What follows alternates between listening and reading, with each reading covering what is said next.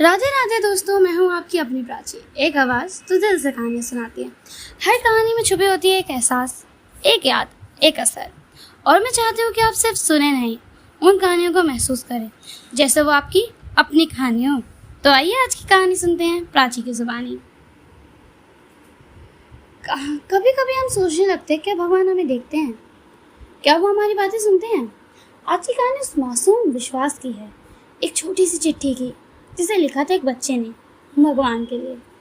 सुनो कहानी प्राची की जुबानी। एक दिल छू लेने वाली कहानी, भगवान की चिट्ठी। एक छोटी सी उम्मीद, एक बड़ा विश्वास। एक छोटा सा गांव था, नाम था रामपुर। यहाँ सब कुछ शांत था, पर सबके दिलों में कुछ न कुछ तूफान छुपा होता है।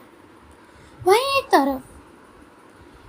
तूफान एक छोटी सी जिंदगी में था। उसका नाम था अंशु, 10 साल का मासूम लड़का जिसके चेहरे पर हमेशा एक प्यारी सी मुस्कान रहती थी, लेकिन उसके दिल में कुछ और ही छुपा था।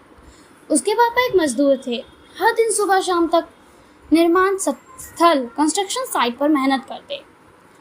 कभी पत्थर उठाने पड़ते, कभी धूप में बिना रुके काम करना पड़ता। और माँ घर पर रहती थी, सिलाई का काम करती और रात को रो रो कर सो जाती। अंशु ने कभी किसी से शिकायत नहीं की, पर उसने सब कुछ देखा, पापा के पैरों का दर्द को भी और माँ की आंखों के आंसू को भी।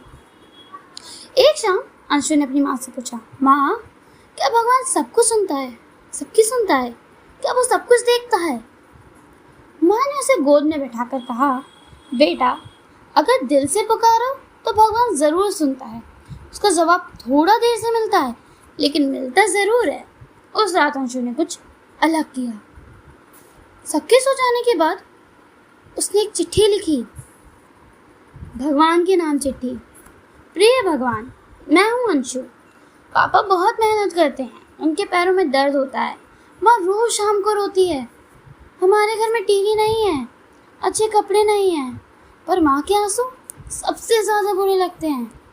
क्या आप मेरे पापा को कोई ऐसा काम दे सकते हो जिसमें उनको दर्द ना हो? क्या आप मेरी माँ को एक दिन बिना आंसू के सुला सकते हो? मैं कुछ नहीं चाहता, बस ये 2 चीज़ें। आपका अंशु। अंशु ने वो चिट्ठी एक पतंग से बांध दी।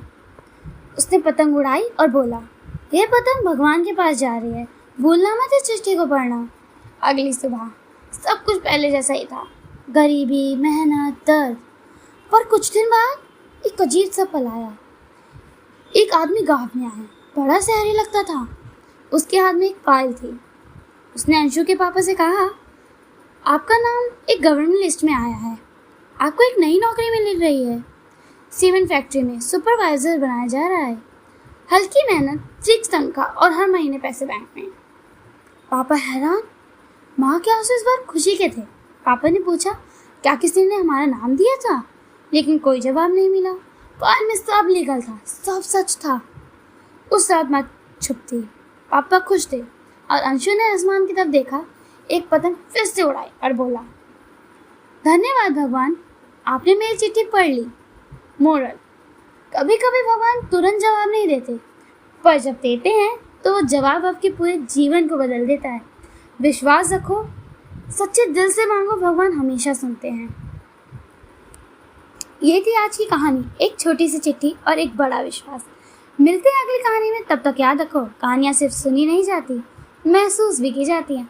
मैं हूँ आपकी अपनी प्राची और ये थी सुनो कहानी प्राची की जुबानी। राधे राधे।